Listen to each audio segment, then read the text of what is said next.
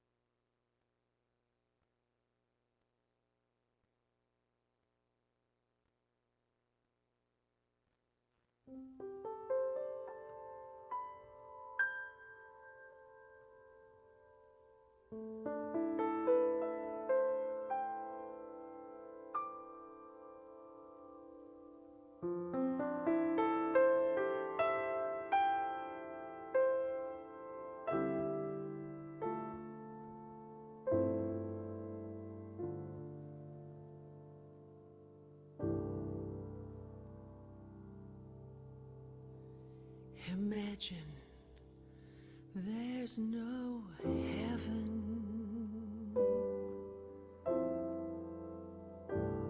It's easy if you try.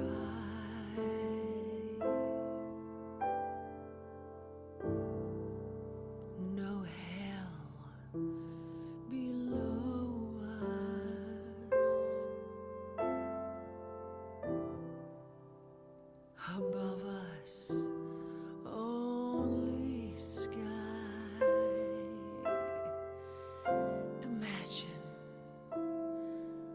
all people living for today.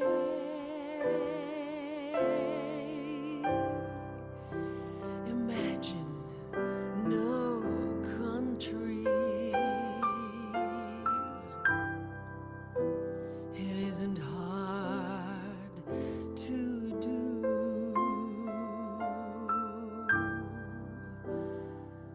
Nothing to kill or die for,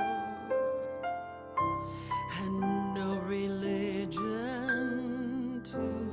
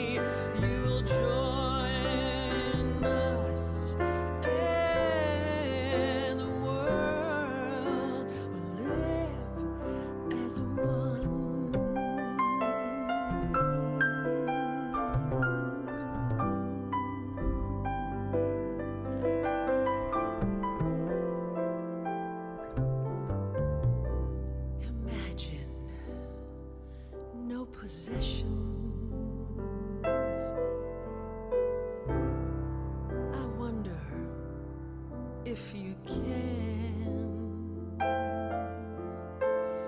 no need for greed or hunger.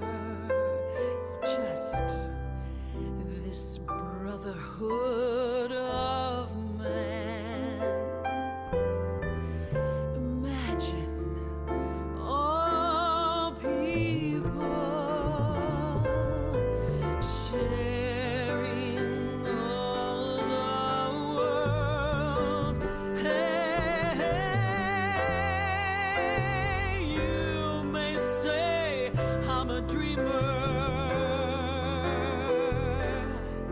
but I'm not the only one. I hope someday you will join us, and the world will live as one.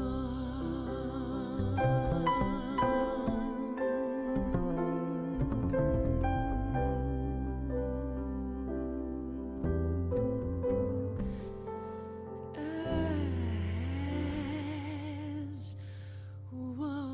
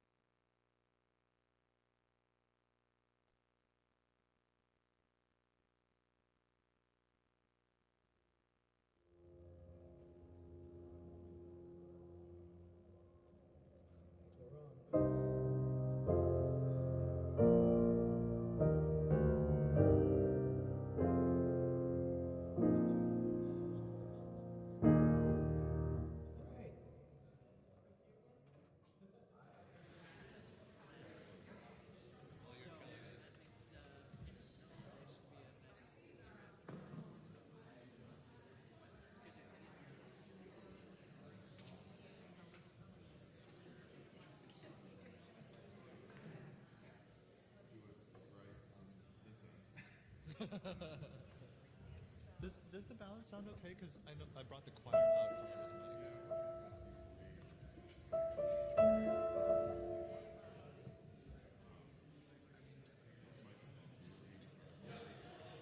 Yeah. When they're on.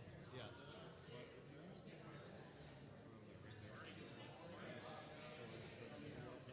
Yeah. Okay.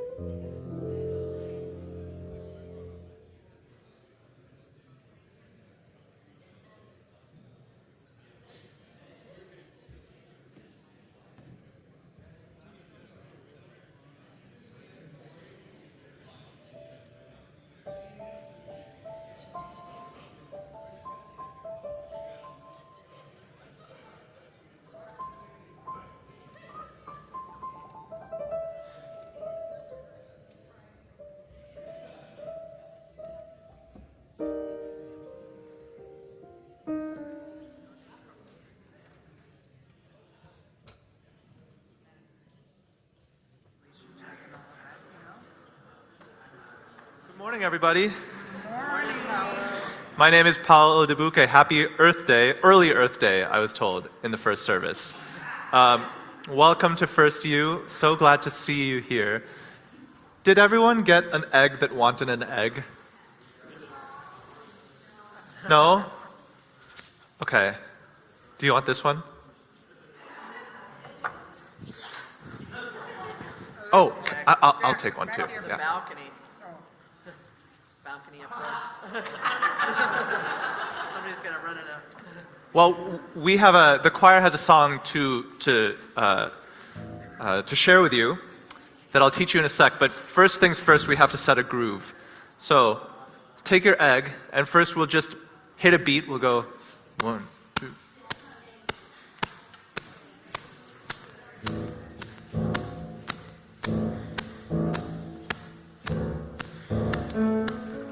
And let the rest of your body be a little bit a part of that beat.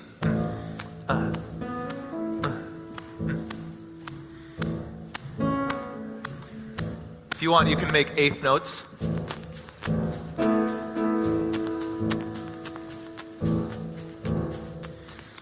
If you're feeling really caffeinated, maybe you make 16th notes.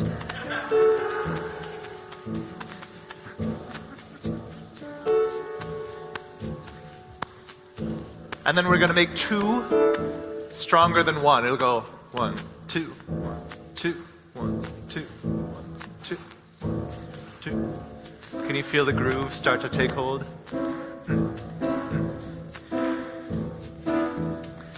The song we'd like to teach you has 5 words. They are blessed be the living tree. There are 2 phrases, and they're quite similar to each other. I'll sing you the first one. It goes, blessed be blessed, be blessed be the living tree. Blessed be blessed, be blessed be the living tree. The second phrase, very similar, goes, blessed be blessed, be blessed be the living tree. Blessed be blessed, be blessed be the living tree. Both phrases. Blessed be blessed, be blessed be the living tree. Blessed be blessed, be blessed be the living tree. Amazing, amazing, amazing. So you're going to sing that. The choir is going to layer onto it, above it. And then there are a few times where you'll stop singing and the choir will have a solo. But before we do that, I'd love to sing this with you one more time. And would you find one moment in the melody to really add some sauce, add some personality? So it could be, blessed be, or it could be, blessed be the living tree. 1 or 2 places where you're really going to show your own voice. 1, 2, and blessed be blessed, be blessed be the living tree. Blessed be blessed, be blessed be the living tree. Stand with us. Be blessed, be blessed be the living tree. Blessed be blessed, be blessed be the living tree. Blessed be blessed, be blessed be the living tree. Blessed be blessed, be blessed be the living tree. Blessed be blessed, be blessed be the living tree. Blessed be blessed, be blessed be the living tree. Blessed be blessed, be blessed be the the living tree. Blessed be blessed. Be blessed be the living tree. Blessed be blessed. Be blessed be the living tree. Blessed be blessed. Be blessed be the living tree.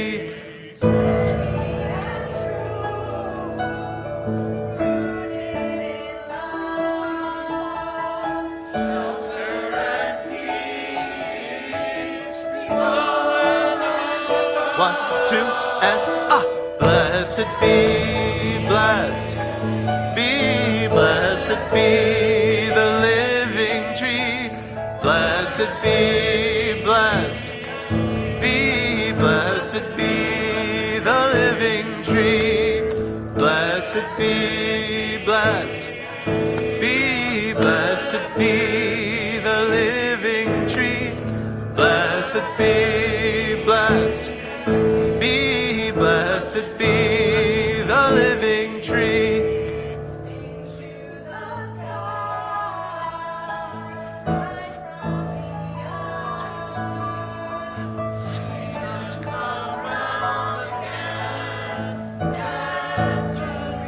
One, two, and blessed be blessed. Be blessed be the living tree. Blessed be blessed. Be blessed be the living tree. Blessed be blessed. Be blessed be the living tree. Blessed be blessed. Be blessed be the living. One more time, everybody. Blessed be blessed. Be blessed be the living tree. Blessed be blessed. Be blessed be the living tree.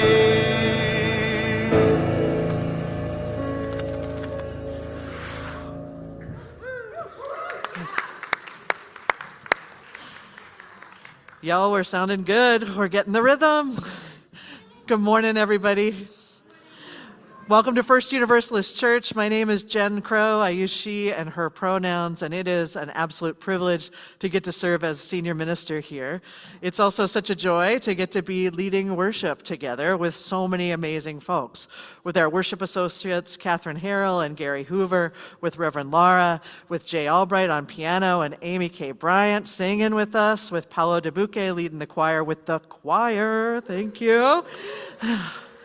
And big thank you to Rob, who is doing double, triple duty today because Olo is out today. But Rob, we appreciate you and appreciate all the ways you're keeping us together. Welcome to the folks who are joining us online. It is really good to have you with us as well. And thank you to everyone who makes this time and space possible. Thank you to all the ushers and greeters and artists, all the tenders of this community, tenders of this space. We make this moment possible together by our shared presence. Welcome this morning to community we create together.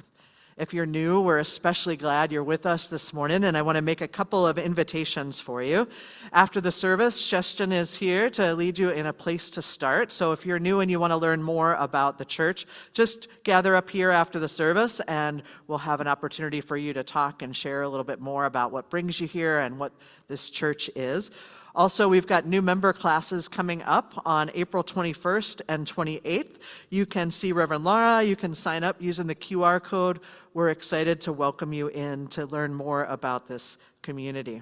And if you've been here once or twice or 200 times, we're so very glad to see you again. It is good to be together. Welcome to this place where we lean into a universalist understanding of faith that names each and every one of us as whole and holy and worthy, welcome and wanted, all of us with room to grow all the way through our entire lives. Welcome to this community grounded in love and hope, where we are committed to practicing beloved community. Beloved community that arises out of experiences of transformational love that cannot help but change us individually and collectively as we create a community and a world of mutual thriving for us all.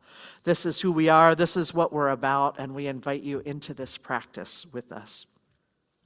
This morning, we're recognizing Earth Day and digging in again to our worship theme this month of Earth and Resurrection and Experiment. And this morning, we are going to allow ourselves to tap into the sources that can sustain us. We know that if we are going to stay present, to stay awake in this world to all that is true, the beauty and the joy, and also the pain and the loss, we are going to need to tap into those spiritual well springs that can hold and sustain us. Because change, while it may start for some of us out of an experience of pain or loss, sustained change happens out of experiences and hopes of love and awe and connection. It comes out of a sense of collective responsibility, out of a place of wonder, possibility, embodied experience of mutual care, of knowing that we are all bound up together, past and present and future, all life, all time. This morning, we will be welcoming in shifts in perspective that offer us sure and steady foundations where we can gather our ever-shifting balance upon, places we can move from together. So this morning, as we begin, I invite us to start the way we often do, which is a reminder that we can, in fact, settle our bodies and know our interconnection anytime, anywhere, with intentional breath.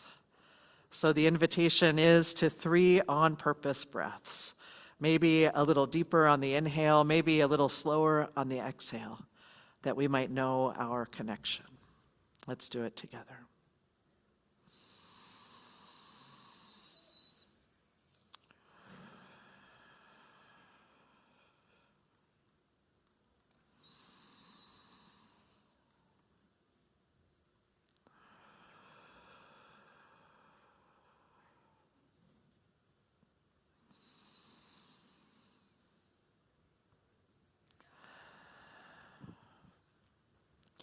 From this place of connection and care, I invite you to join together, if you'd like, in saying the words for the lighting of our chalice.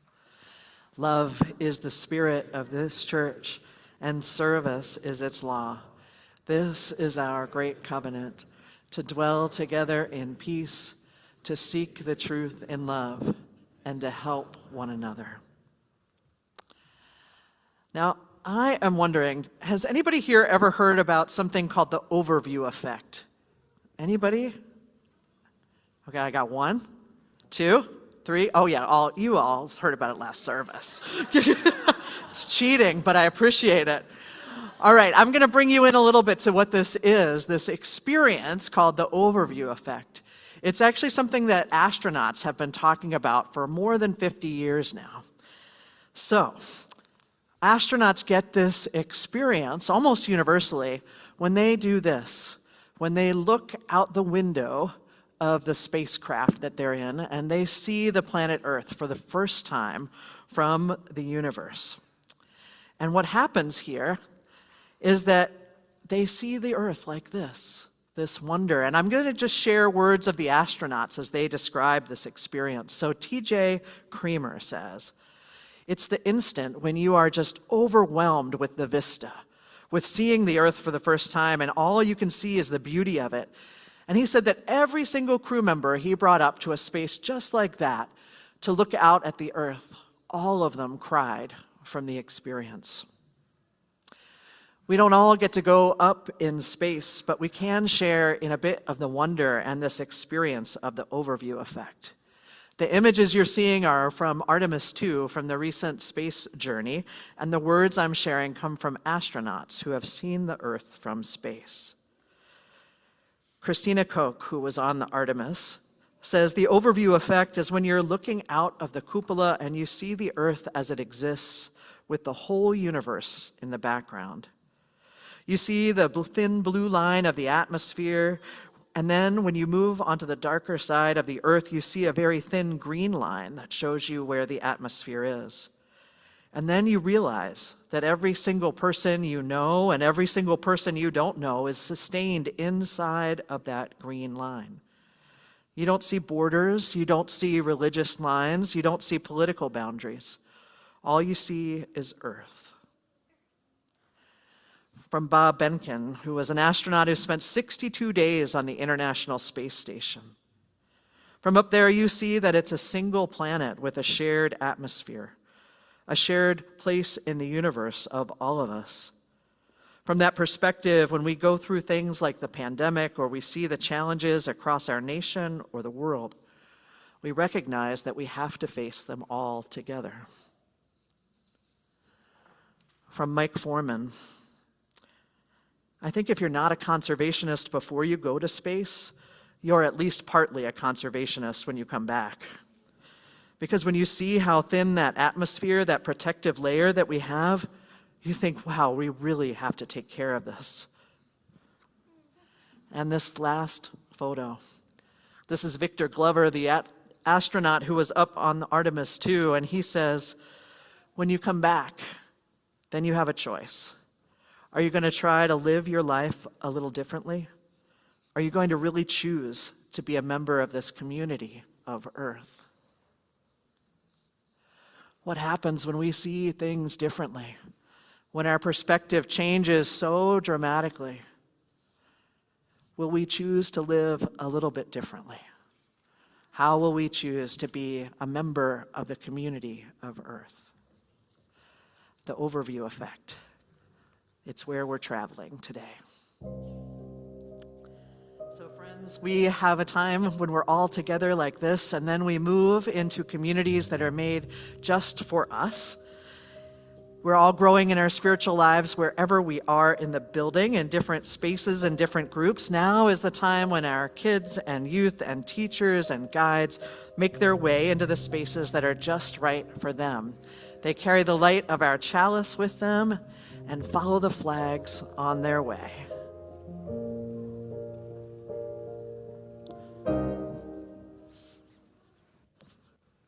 It takes a crane to build a crane. It takes 2 floors to make a story. It takes an egg to make a hen. It takes a hen to make an egg. There is no end to what I'm saying. It takes a thought to make a word. And it takes some words to make an action. And it takes some work to make it work. It takes some good to make it hurt. It takes some bad for satisfaction. Ah, la la la la la la, life is wonderful. Ah, la la la la la la, life goes full circle. Ah, la la la la la, life is wonderful. Ah, la la la la.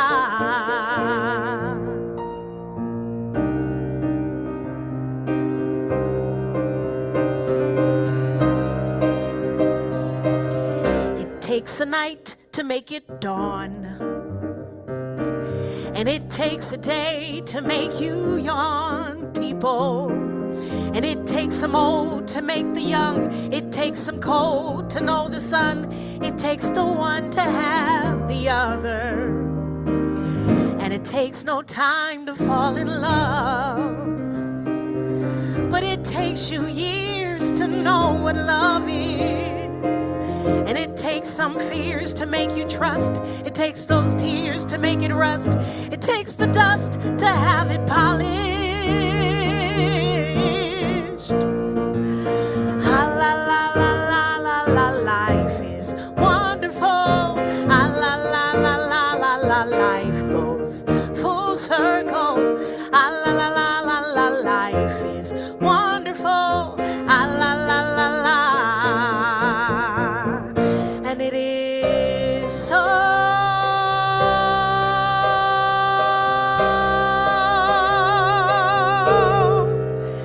It is so.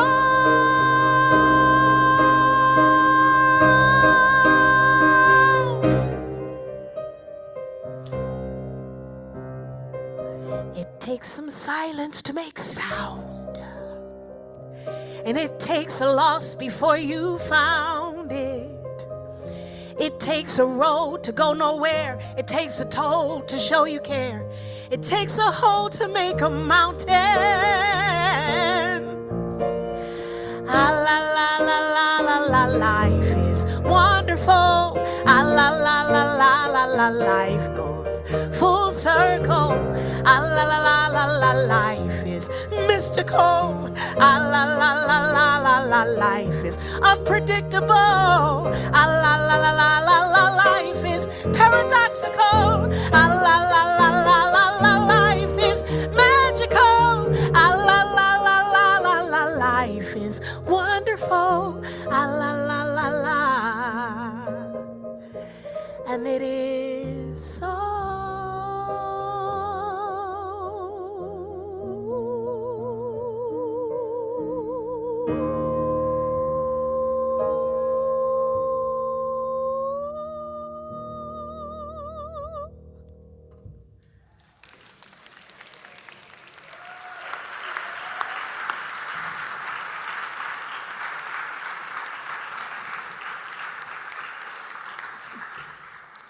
Amy, how fortunate we are to have you with us.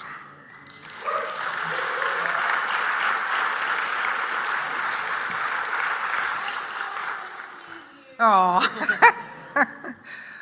today is the third Sunday in April, which is Non-Binary Parents' Day.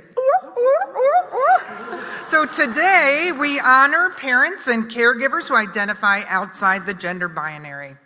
Founded in 2021, this day celebrates non-binary, agender, and gender-diverse parents, encouraging inclusion, visibility, and the defiance of traditional gender roles.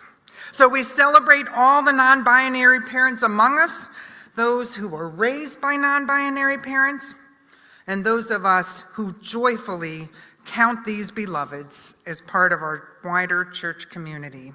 Our lives are so much richer and expansive with you as part of it. Woo!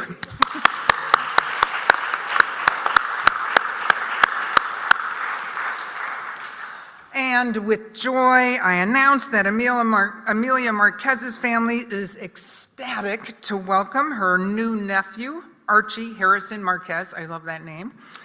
He was adopted this past Friday after many years of being in the foster care system. Amelia's brother Miguel and his wife Hope made their caregiving official with Archie's adoption.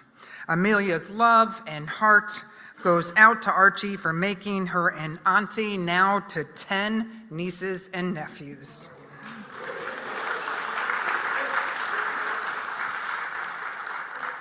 As we move into a time of prayer, I share these words by Ada Limon, the first Latina poet laureate of the United States. I imagine what it must be like to stay hidden, disappear in the dusty nothing, and stay still in the night. It's not sadness, though it might sound like it. I'm thinking about people and trees and how I wish I could be silent more. Be more tree than anything else. Less clumsy and loud. Less crow. More cool white pine. And how it's hard not to always want something else. Not just to let the savage grass grow. Silence like that when we took our 3 intentional breaths together earlier in the service is a gift that we can learn from nature. From the cool white pine or really any tree in our midst. They hold the passage of time and seasons, time of war, time of peace, time of protection for the environment, and heart-wrenching times of taking away protections in the name of capitalism. We find silence not so that we can stay silent, but so that we can find our center and that which connects us to each other. We make space for silence so that those alarms going on off in our heads and hearts can be quiet for a moment. Not forever, just for a while.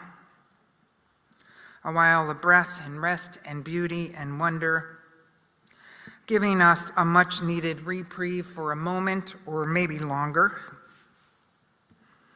Perhaps this week you can practice being more of a tree than anything else. See what you discover about yourself. See what you see in the world around you and in the universe.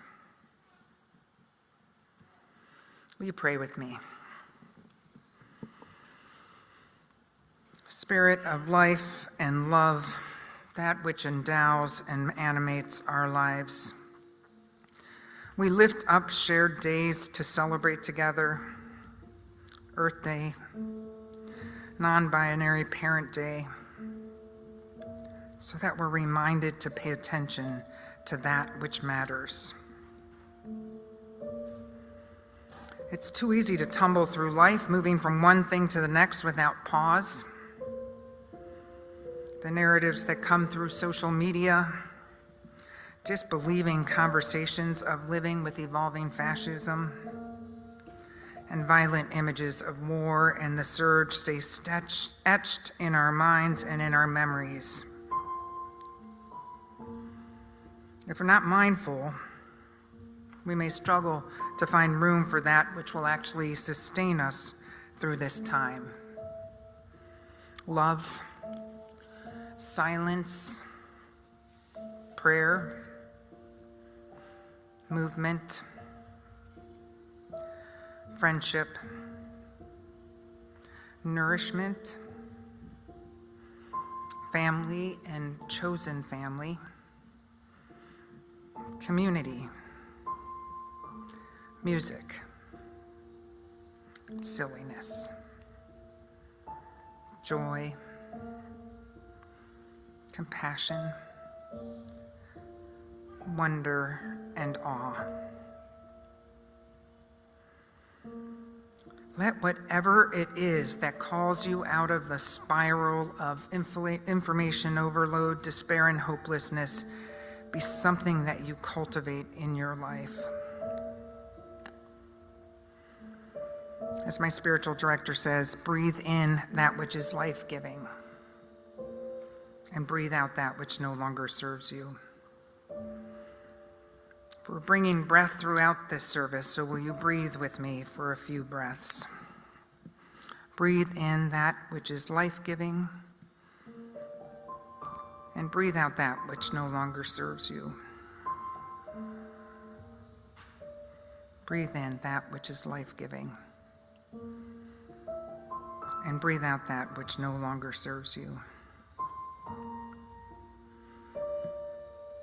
In this magical, fickle season of spring, notice how the earth renews itself and leave room in your life to do the same.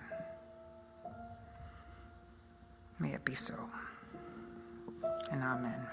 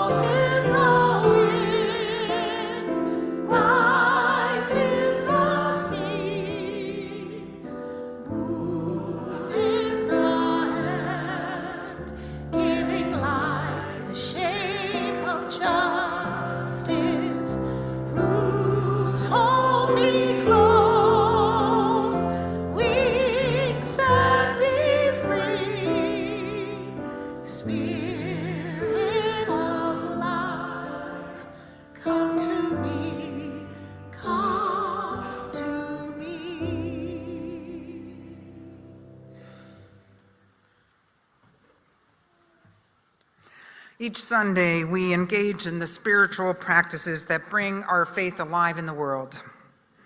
As in the Universalist spirit of love and hope, we give, we receive, and we grow.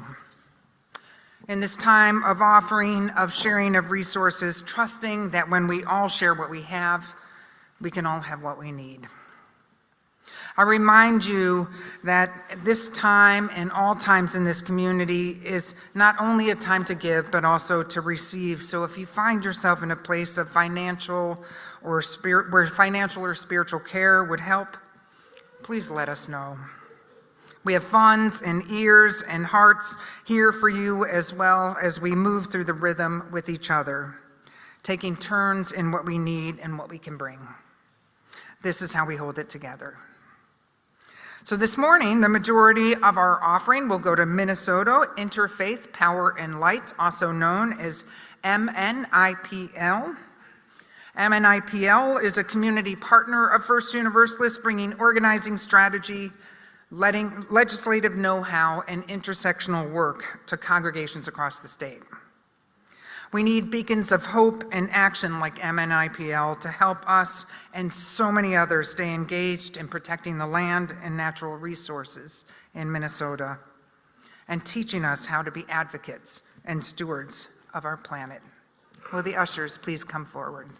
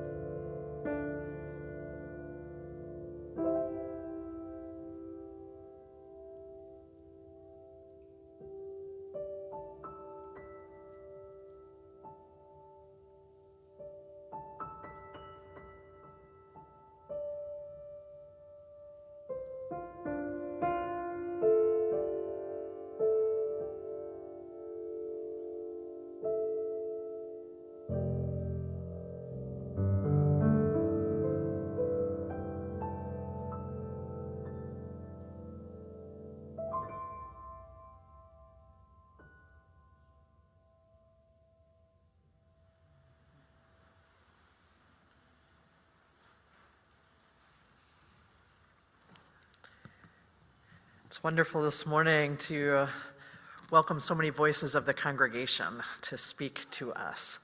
Gary Hoover is one of our worship associates, and Catherine Harrell will join us in just a moment to share some words as well.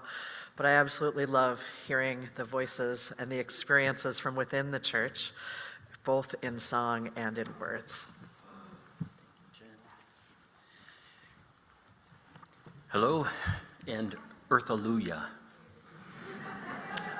I grew up in a right-wing fundamentalist church.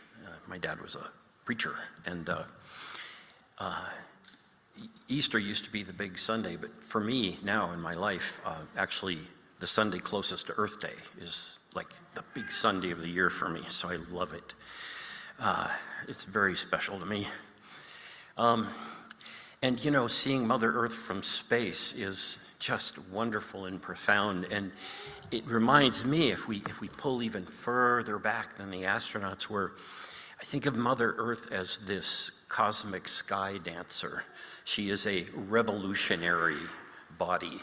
She goes around the sun. She's been revolving around the sun for about 4.5 billion years, and her body has gone through amazing changes over that time period. We get to be a part of that. Mother Earth is part of what I like to call the impossible house of love, the whole universe, the living tree, and we're a part of it. Our species is like a blossom on the living tree. We're here for a little tiny while, but we are held forever in love. And really, while we're here, we get to love. When I was a little child, I was taught not to ask God for what I deserved, because what I deserved was to burn in hell forever. That's a tough message to get when you're 2 or 3, I'll tell you. And I would lay in bed at night in this little house in the Willamette Valley of Oregon, and at night I would lay in my bed and pull the blankets around. I was scared to death that demons were going to come out of my closet and drag me to hell. I was a scared little boy. And there was a forest remnant behind our house. If you could look down on the Willamette Valley, it was mostly industrial agricultural farmland by then. Most of the forest had been clear cut. But there was a forest, and we had a dog named Susie Q, and she and I would go out and run in that forest. And when I was in that forest, I was not afraid. I loved every tree and fern and pond and lily pad and frog and the dragonflies. When you're a little boy, you're 4, 5, 6, the dragonflies were like the length of my forearm. They were huge, they were beautiful, and when they went by my head, they would go this beautiful deep sound of their wings. I was not afraid. I was in heaven. In about 1965, the equipment came in, heavy equipment, and they clear cut that last patch of forest, my home. It was my home. And that was hard for me. It has taken me a whole lifetime of holding my broken heart open to heal and hold that. I realize that my forest sanctuary moved into my heart.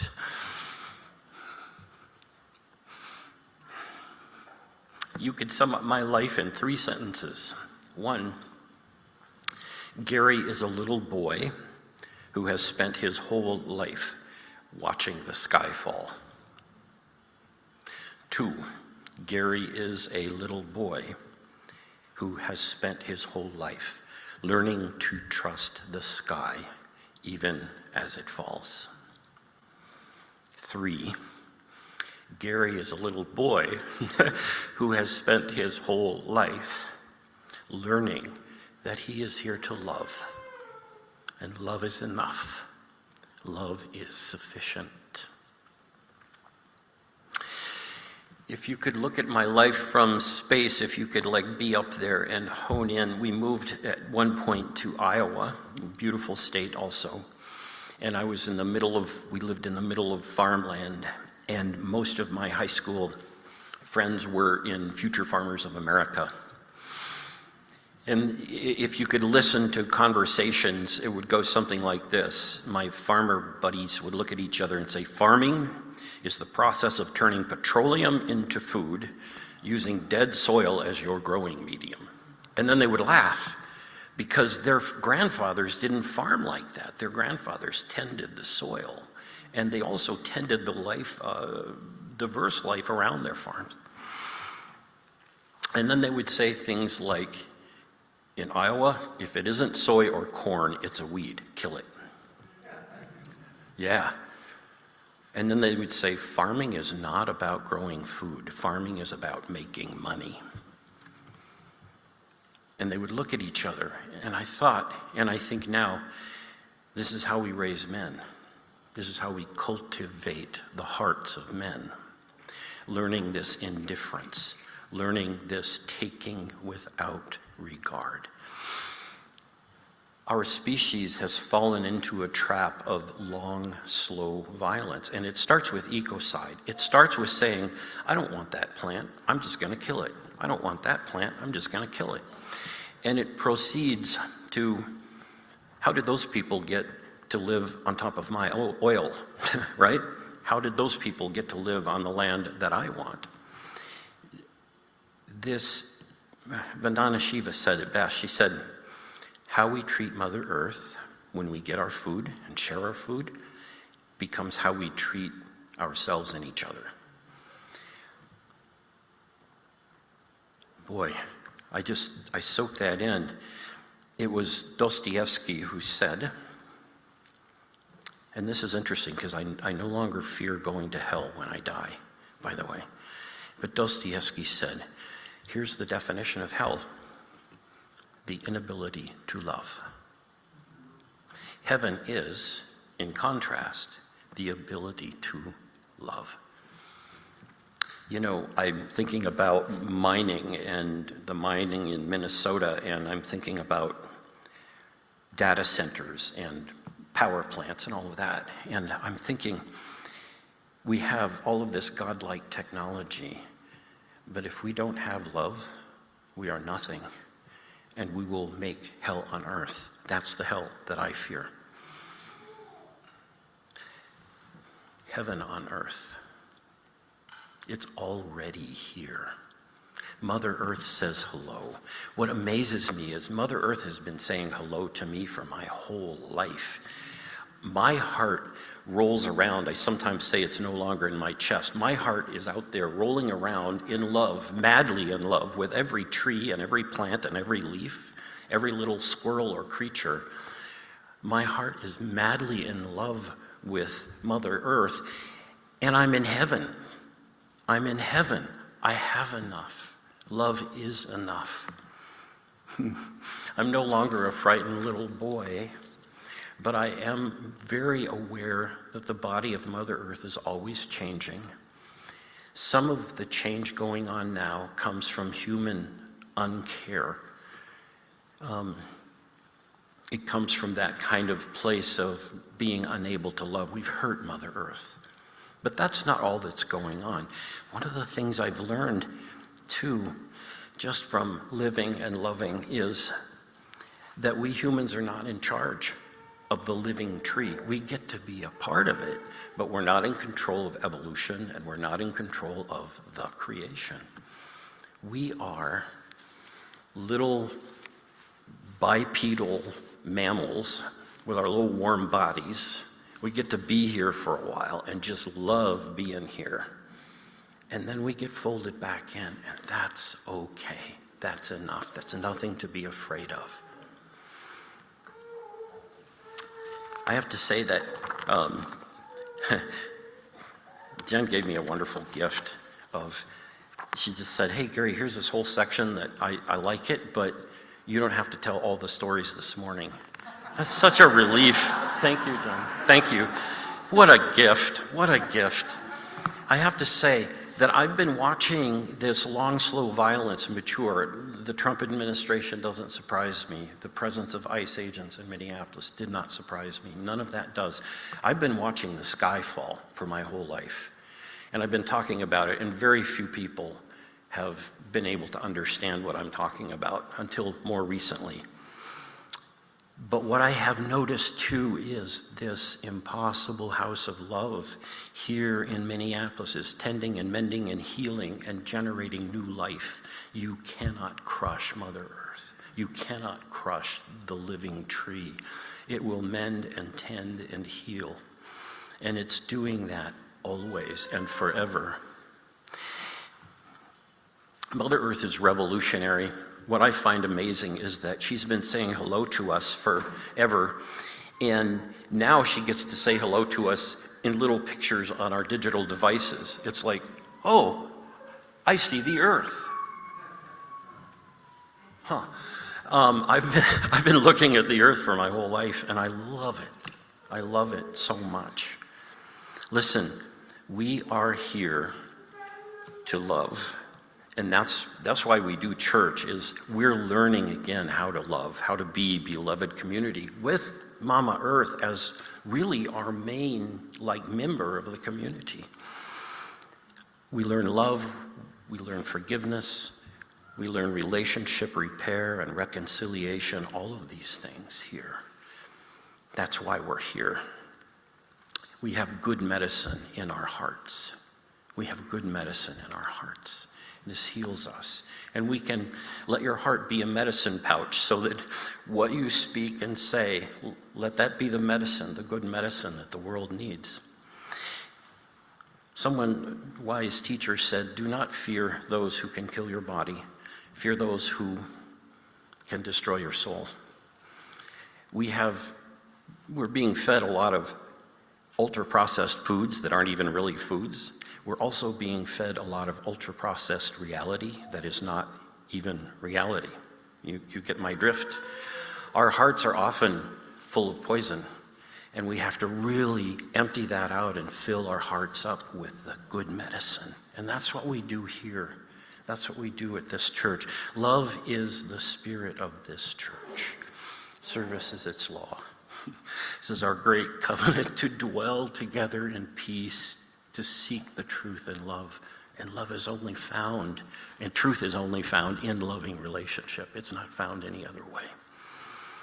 And to help one another. We're here to help one another. So let's love each other. Earth-alleluia. Mother Earth says hello. There is no condemnation. She loves us. She's glad we're here. We're her babies. She's a little worried about us, but Earth-alleluia. Much love.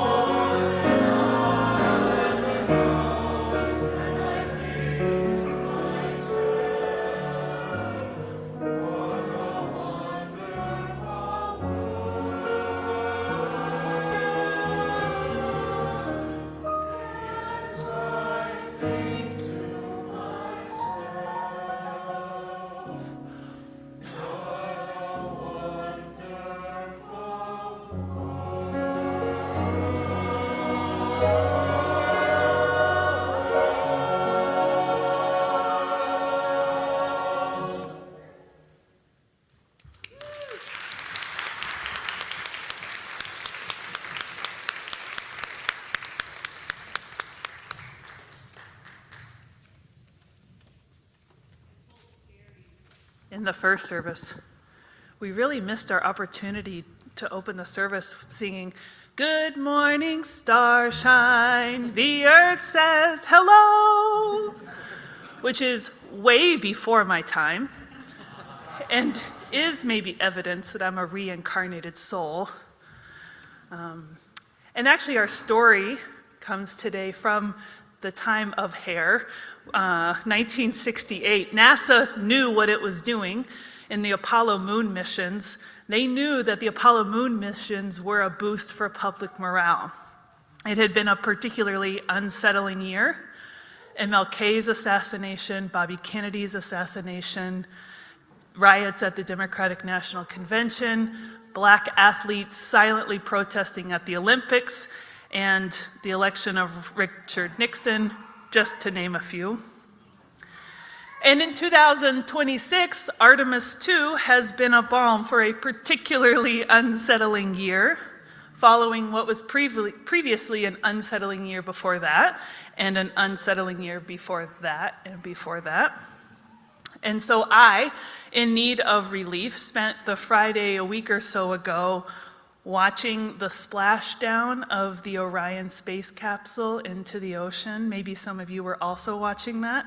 And I had tears streaming down my face at the beauty that the astronauts were home safe. I was inspired by the teams committed and loyal to what will remain infamously known as moon joy. They had gone to the far side of the moon and witnessed something profound for astronauts home safe. I also felt an intense complexity of emotion and inner tightness, that what I was witnessing was truly a feat of ingenuity and bravery, and I was bracing to think about what might happen now that we've seen the far side of the moon.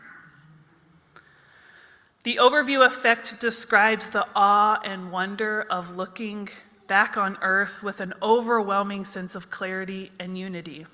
But historically, astronauts have not always come back from lunar journeys to their Earth life with ease.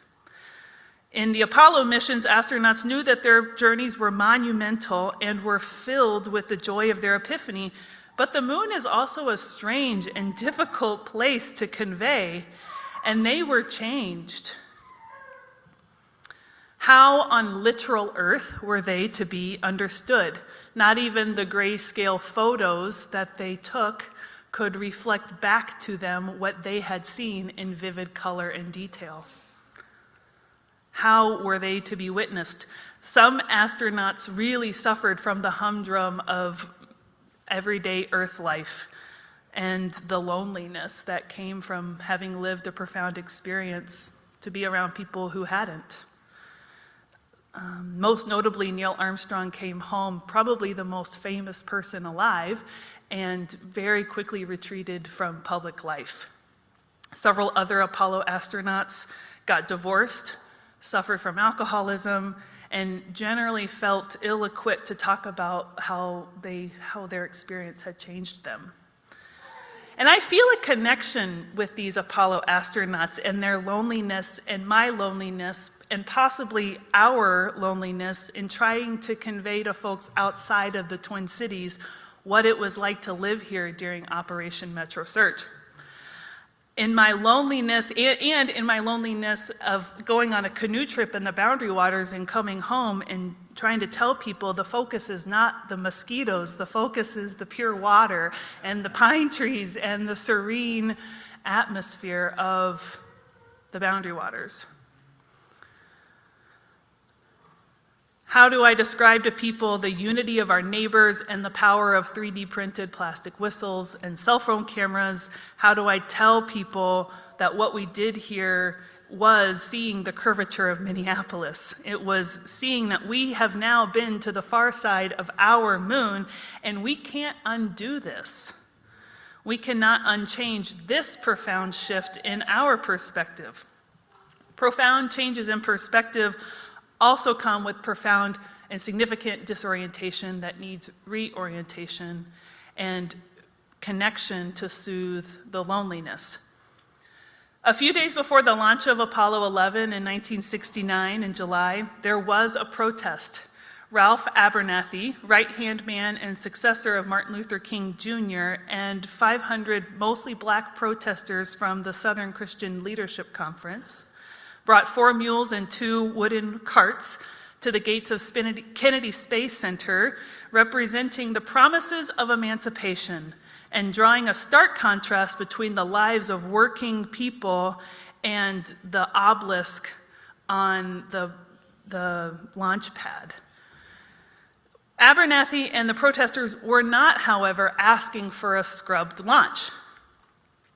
Instead, they sought a promise from NASA to task its agency's employees with addressing the issues of poverty and hunger and social issues. And Abernathy, on the eve of the launch, said, "I am profoundly moved by the nation's achievement in space and the heroism of the 3 men embarking for the moon. But what we can do for space exploration, we demand that we do for starving people."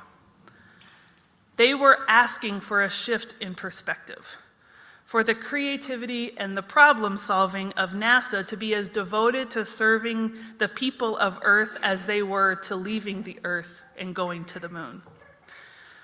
We did this in Minneapolis. We threw ourselves into protection and care for each other with the ingenuity to build networks of communication and resource distribution quickly. Rebecca Boyle, science writer, in her book Our Moon writes, "The moon still gives us everything it has ever given us. It reflects what we want it to reflect in our particular culture, in our particular time." This is where I see us now, questioning on Earth Day what in our culture we want to reflect. Where do we need profound changes in perspective?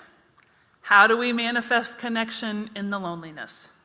How do we stay grounded in awe and wonderment, and the awe and wonderment of exploration and out of the colonization and extraction? Can I love space exploration and support divestment in fossil fuels at the same time? What do I do with this week's despair over a 50-49 vote in the Senate to reopen the boundary waters to mining? Where does my moon joy, my water joy, my tree joy get reflected in my love? Where is the inspiration, the kind of love that not only cares, it also moves us to action, to meet the darkness yet untouched?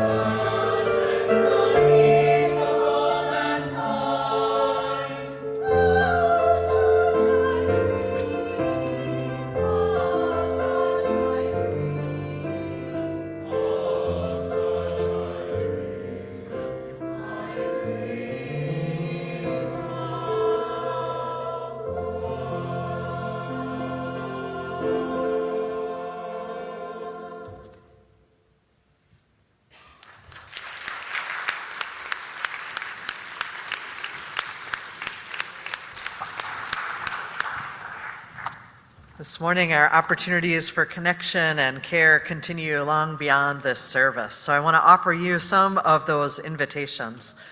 If you are here in person and you want to join us downstairs in the social hall after the service, the environmental justice team is hosting conversation and also some delicious snacks down there. So I encourage you to go down and take a look and enjoy that time and space together and to learn and join in this critical ministry.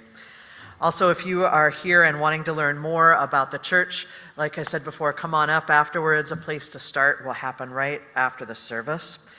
Also, invitation if you are someone who's interested in the financial life of the church. We have a budget meeting happening at 1 o'clock in room 209, a conversation there of where things stand right now as we're looking ahead to next year's operating budget. And this Thursday, I invite you to join us for an intergenerational potluck, plant-based potluck and film showing of the movie Future Council. This is going to be a really wonderful time to be together and also to learn and experience those shifts in perspective. So just after the service, after we sing Whoa Ya Ya, you'll be able to watch the film trailer for this. I invite you to stick around and do that, because this is a film that takes 8 kids on a road trip across Europe.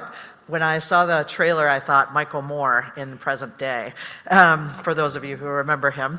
But 8 youth on this journey confronting corporate leaders and asking for change and greater care for the environment. So, with all of those opportunities and invitations for care with us, I say thank you. We began in gratitude, we close with gratitude. Gratitude for this community, gratitude for experiences of care and connection, gratitude for the shared breath that connects us past to present to future. May we live with the care that we receive from this earth. May it be so. Amen. Spirit, let's sing our closing hymn. We are going, heaven knows where we are going, but we know it there, and we will get there. Heaven knows how we will get there, but we know we will. It will be hard, we know, and the road will be muddy and rough, but we'll get there. Heaven knows how we will get there, but we know we will. Oh yeah, yeah, oh yeah, yeah, oh yeah, yeah, oh yeah, yeah, oh yeah, yeah, oh yeah, yeah. Go now in peace, family.